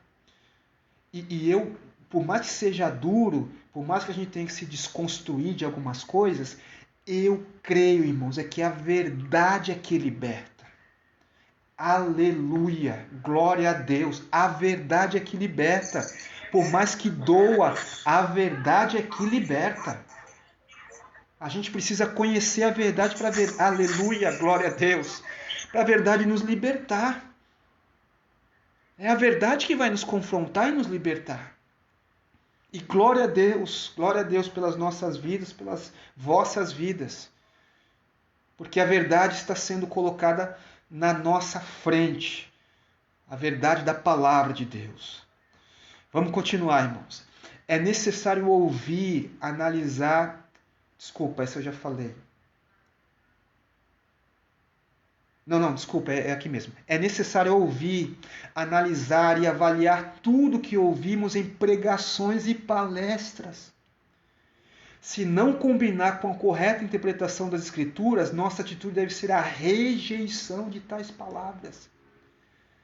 No entanto, se houver coerência com a Bíblia, devemos ter receptividade às verdades transmitidas, embora isso signifique a desconstrução de alguns paradigmas estabelecidos equivocadamente ao longo do tempo. Olha só o que a comentarista está dizendo aqui. A Sagrada Escritura deve ser o critério pelo qual julgamos o que é certo e errado.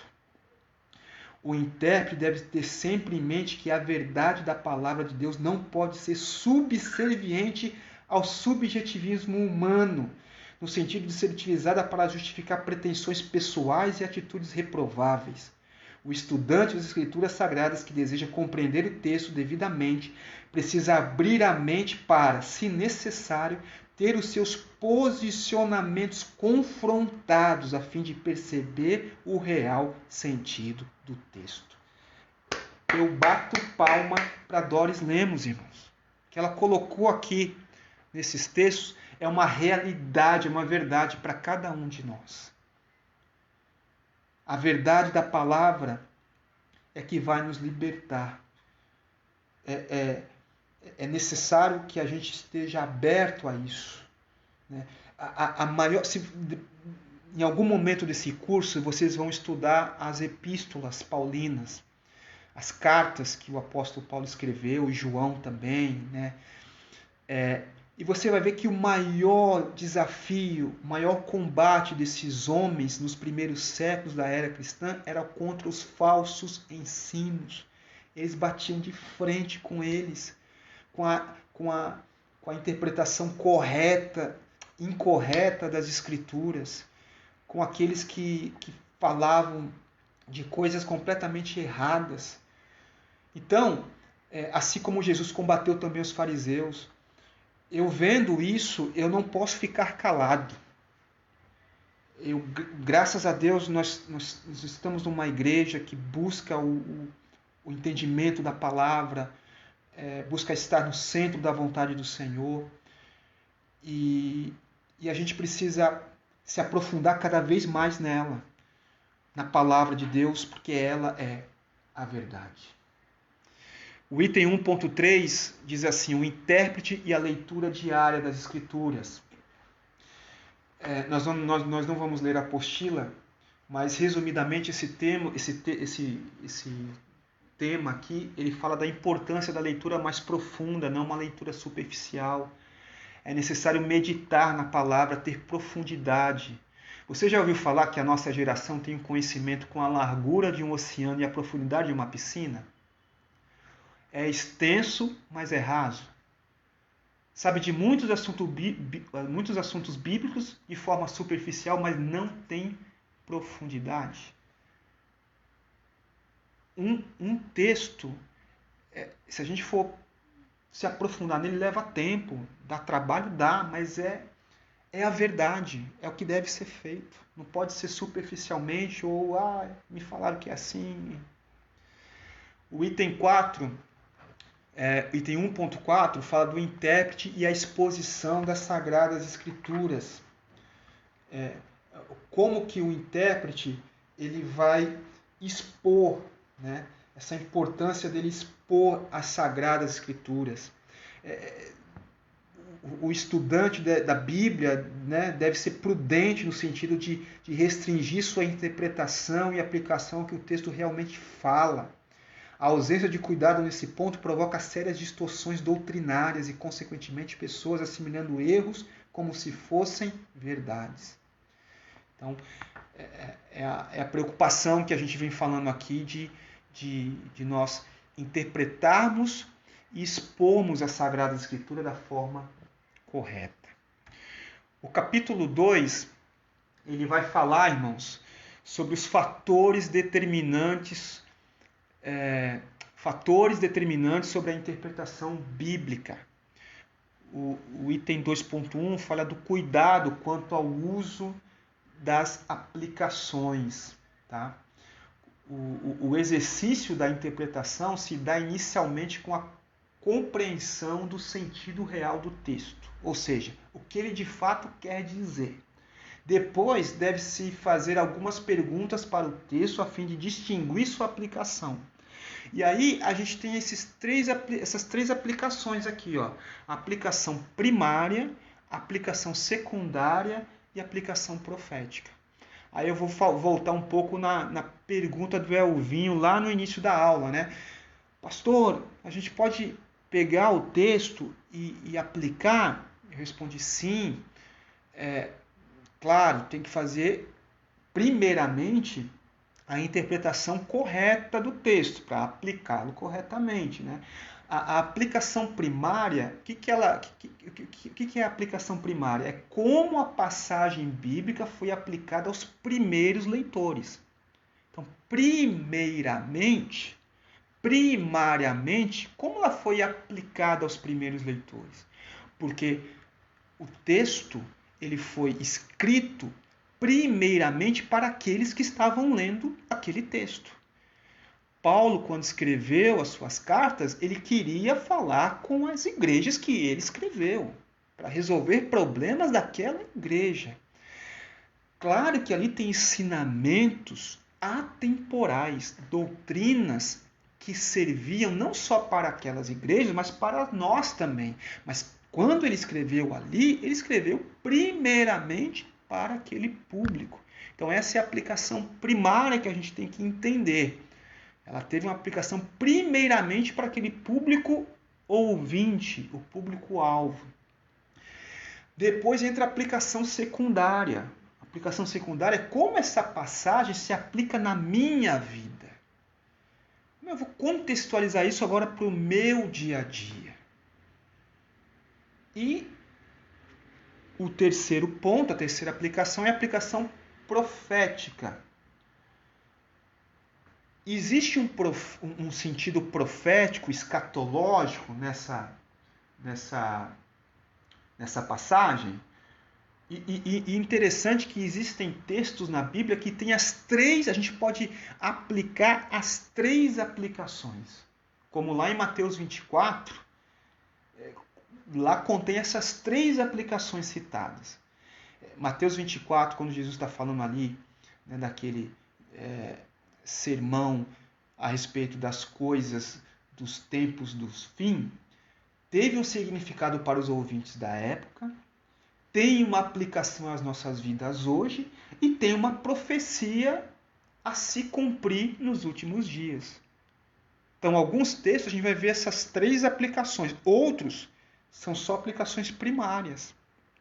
Por exemplo, quando Paulo fala para Timóteo, Timóteo, devido à sua enfermidade no estômago, quando você for tomar água, mistura com vinho. Tá aqui, ó. Tá na Bíblia. Toda vez que a gente for tomar água, tem que misturar com vinho? Não. Essa é uma aplicação exclusivamente primária para Timóteo, que tinha um problema no estômago e o vinho funcionava naquela época como um purificador. A água não era tão potável como é hoje, então ela tinha muitas impurezas e o vinho tinha essa função de purificar a água. Por isso essa instrução de Paulo a Timóteo. Então tem passagens que têm aplicação primária, exclusivamente para a época, outras têm aplicação para a época e para os nossos dias atuais, e outras para um tempo futuro, e tem passagens que têm as três aplicações juntas. Tá? O item 2.2 vai falar sobre a regra fundamental da hermenêutica e sua aplicação. Ela vai falar a principal regra da hermenêutica, é simples e prática, irmãos. Está aí na apostila. A regra é: a Bíblia é a sua própria intérprete. É a regra fundamental. Aleluia. Glória a Deus. A Bíblia é sua própria intérprete. A gente quando vai ler a Bíblia e tem algum assunto ali complexo, a própria Bíblia, com outros textos, ilumina, esclarece aquele texto que pode não estar tão claro para a gente. A gente acabou de fazer o exercício no início da aula de João 10, que a gente viu que a própria Bíblia, o texto falou. Se nós deixarmos o texto falar... Um dia desse, eu estava conversando com uma pessoa, e ali ela começou a falar de algumas interpretações da parábola do semeador comigo. Não, mas você não entende que a parábola do semeador, aquela semente que caiu ao pé do caminho, tem uma interpretação, um significado assim, assim, assim. E eu falei para aquela pessoa o seguinte, irmãos, eu falei, olha só, exclusivamente esse texto da parábola do semeador, ele não dá margem para qualquer interpretação que não seja a própria que Jesus explicou. Algumas parábolas Jesus falou e não deu a explicação. Mas a do semeador, ele falou da parábola e depois ele explicou a parábola. Ele falou dos tipos de terrenos, das sementes, e depois, mais à frente, ele explicou o que cada terreno significava. Então, principalmente nessa parábola, não tem que ter margem nenhuma para qualquer interpretação diferente daquilo que Jesus, ele mesmo explicou, irmãos. Então, falando com aquela pessoa, eu fiquei assim, não é possível que você está tentando dar uma interpretação diferente daquela que o próprio Senhor Jesus falou. Eu vou explicar o que significa a semente à beira do caminho, a semente entre pedregais, a semente que caiu em terra e não se aprofundou. Então, assim, e a semente que caiu entre os espinhos, ele explicou. A Bíblia é a melhor intérprete dela mesma. Essa é a regra fundamental da hermenêutica e a sua aplicação. A Bíblia é a sua própria intérprete. Deixa o texto falar. O texto fala. Tá? E a partir do capítulo 3, a gente vai entrar numa sequência, aí, numa série de 5 regras. 5 regras formais da hermenêutica. Tá? A partir do capítulo 3 até o capítulo 5, a gente vai ver 5 regras.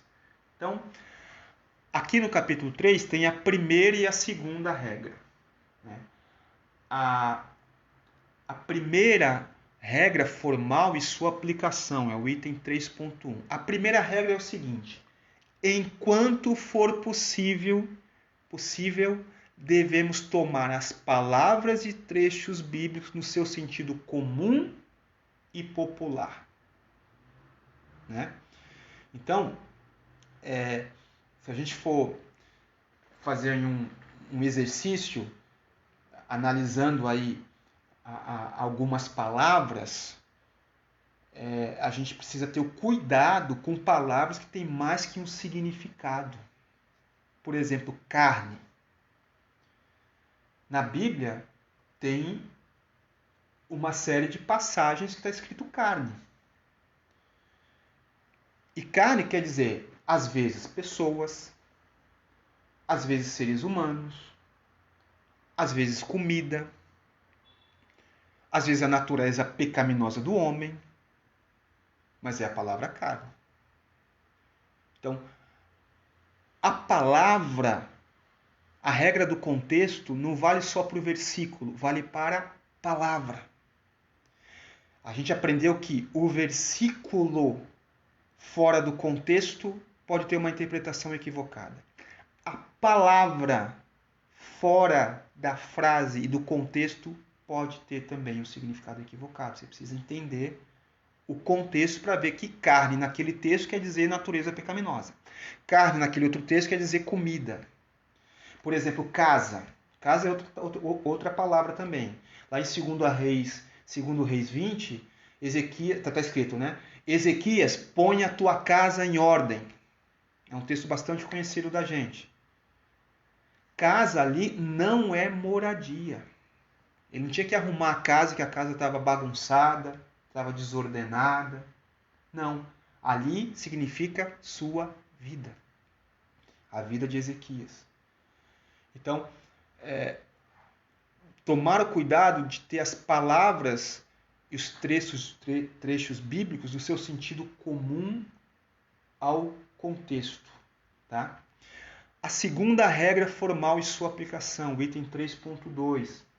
Sempre se deve tomar as palavras bíblicas no sentido indicado pelo conjunto.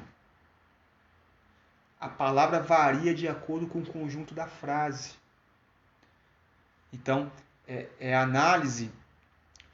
Primeiro, né, a primeira regra, entenda a palavra no seu sentido comum popular, no sentido comum dela.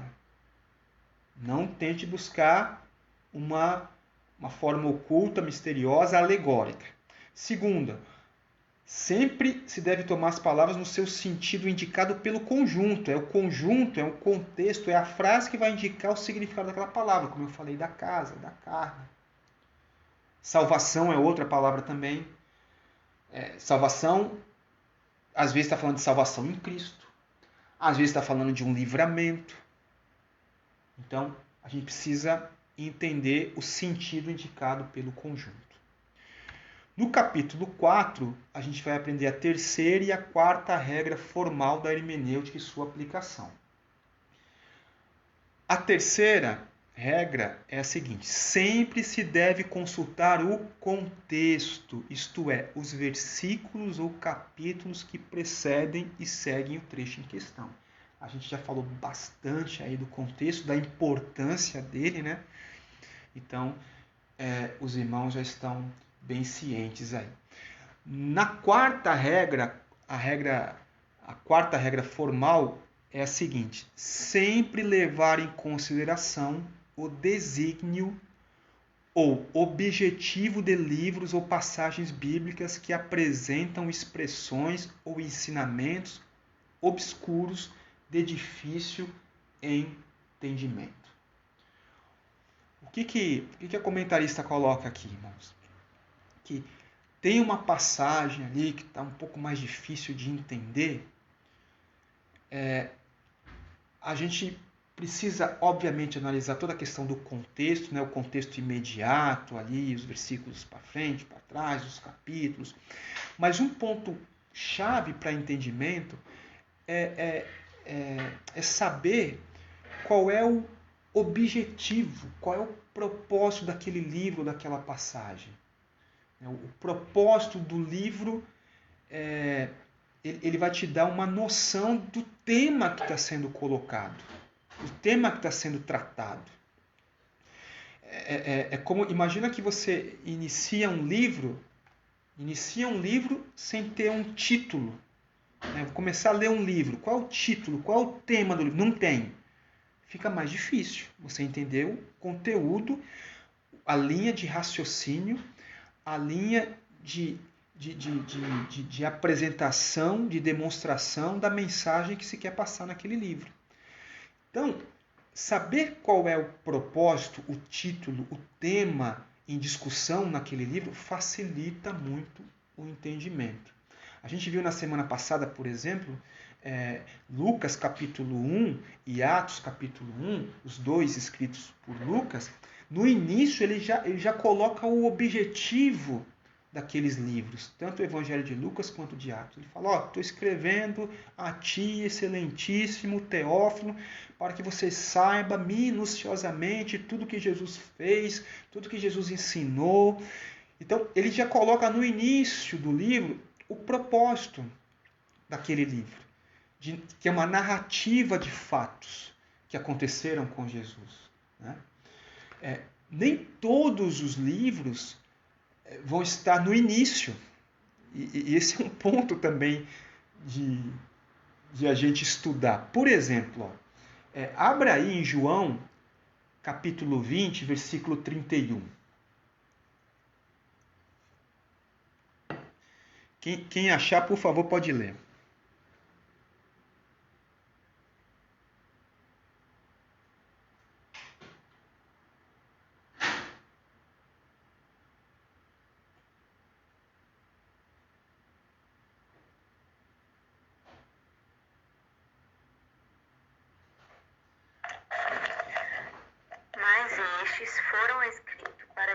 vocês creiam que Jesus é o Cristo, o Filho de Deus, e crendo, tenham vida em seu nome.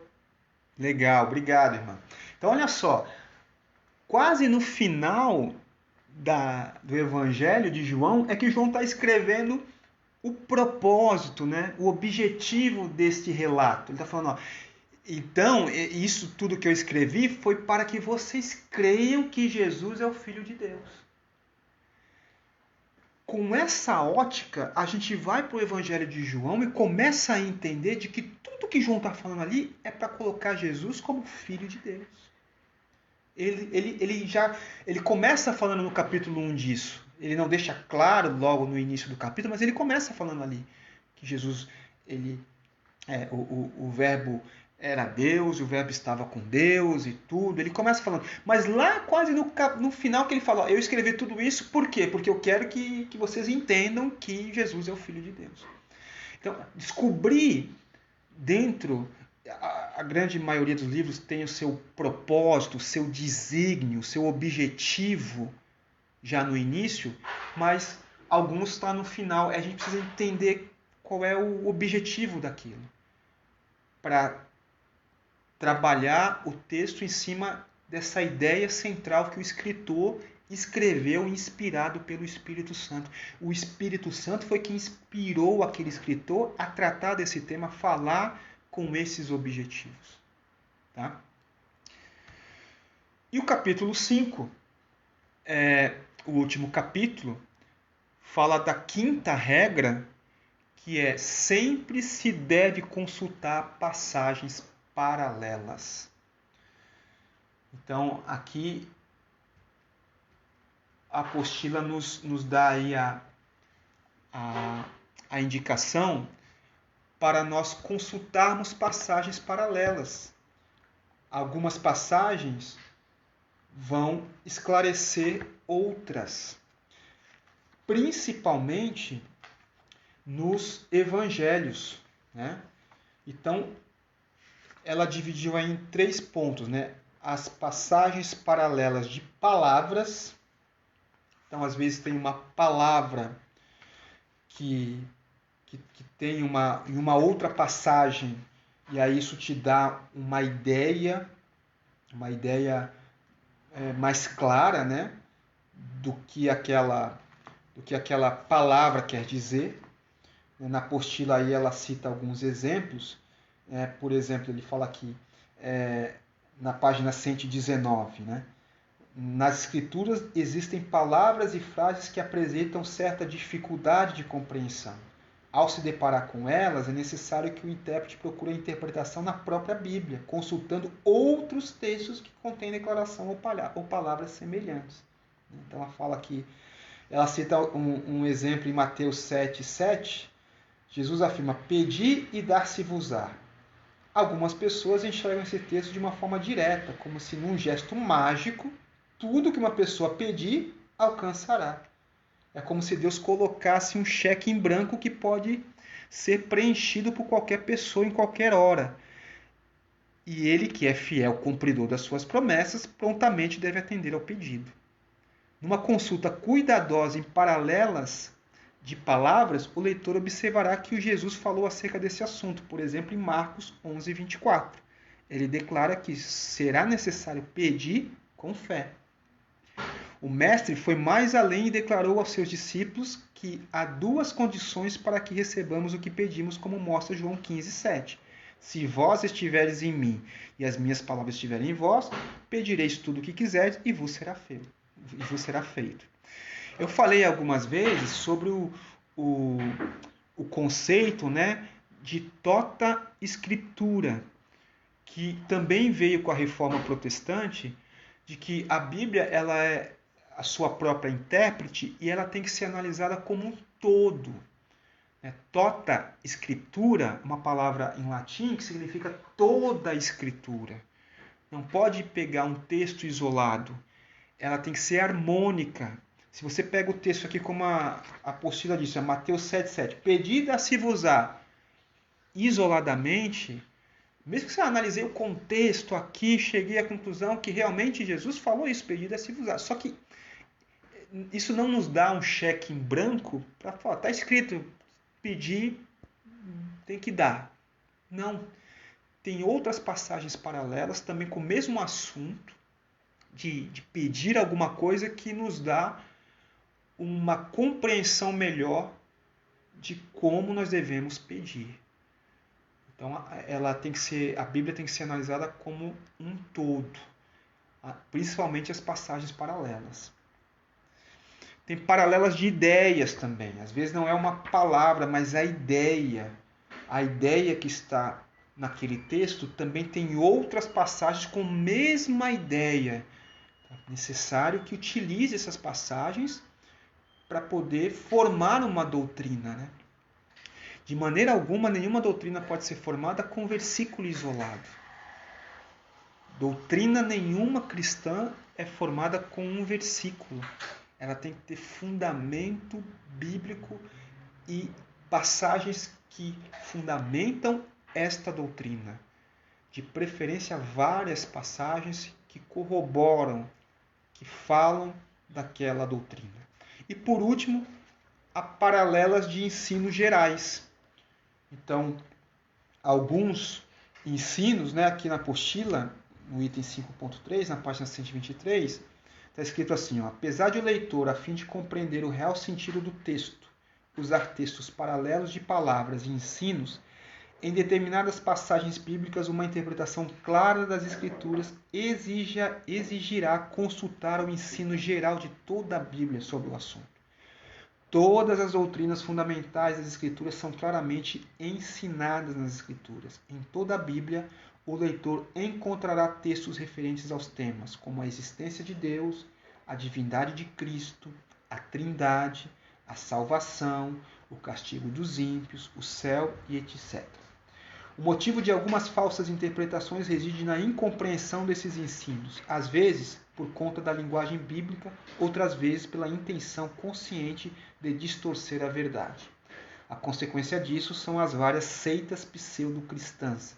O exemplo claro de como a falta de cuidado com os ensinos gerais das Escrituras pode gerar confusão e erro é a seita Testemunhas de Jeová, que, em virtude de uma interpretação equivocada de textos como João 1:1, Colossenses 1:15, asseveram que Cristo era apenas uma criatura de Deus.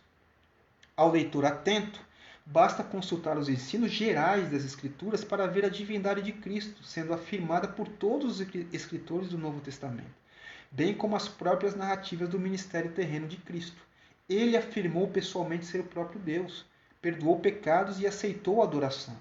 Portanto, não tem fundamentação bíblica a ideia de que Cristo era apenas um ser criado por Deus. Então, aqui a Dores deixa claro, né, essa questão de uma interpretação equivocada que não considera um ensino geral das Escrituras como Cristo sendo criatura ao invés de criador.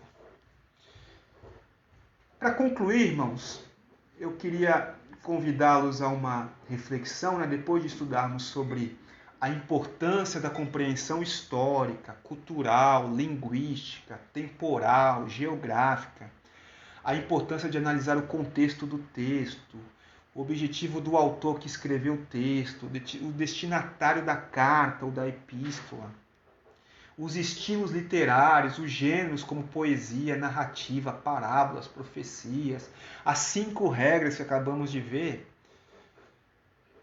acho que fica mais fácil para a gente entender por que, repito, reitero, na minha opinião, todo cristão tem que ter um discipulado hermenêutico, discipulado básico hermenêutico, para que antes de iniciar a leitura bíblica, ele tenha noções básicas de interpretação e a sua leitura seja muito mais rica e produtiva.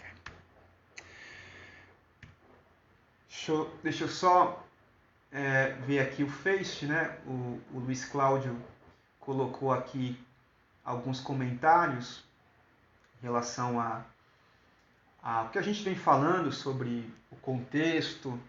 A Bíblia não é simplesmente lida como um livro de quadrinho, deve ser como cada cidade ou país que vive em seus costumes, suas culturas, né? A gente falou disso e é verdade mesmo, Luiz Cláudio está certo.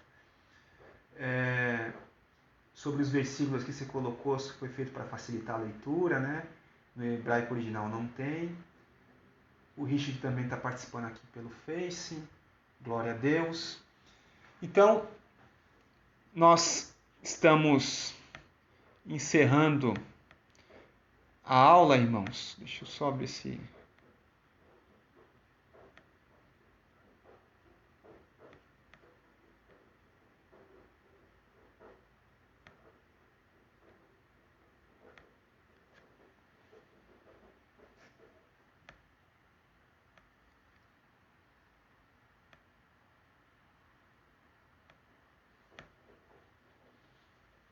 Agora sim. Estou aqui. Vocês acharam que eu não estava mais, mas eu estou aqui ainda. Alguma dúvida, irmãos? Algum comentário?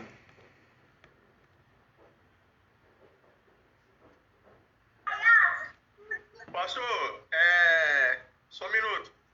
Parabéns pela aula, viu? Muito bom. Glória a Deus. Deu para abrir bem a nossa... Ele falou por mim, né? Deu para abrir muito bem a minha mente. E com certeza a gente vai utilizar muito aí o que a gente está aprendendo com todos vocês. Tanto o senhor como os outros professores também. Glória a Deus, Paulinho. Glória a Deus. Isso aí. Então tá, queridos. Obrigado mais uma vez aí por estar conosco nessa aula. Temos ainda uma quarta aula na semana que vem, né? Nós vamos estudar a unidade 4. E eu vou deixar uma tarefinha para vocês, valendo ponto para nota.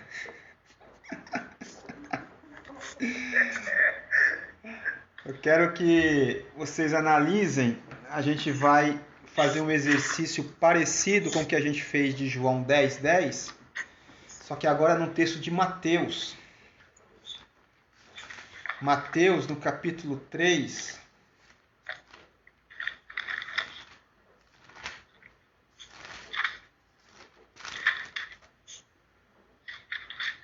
Vocês vão ler do versículo 1 ao versículo 12.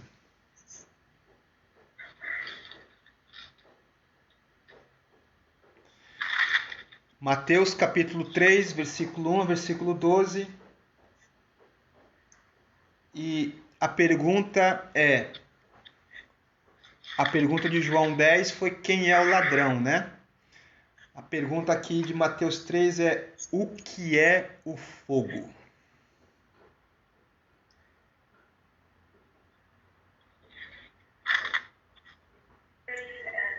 Tá ficando fogo mesmo. É fogo puro.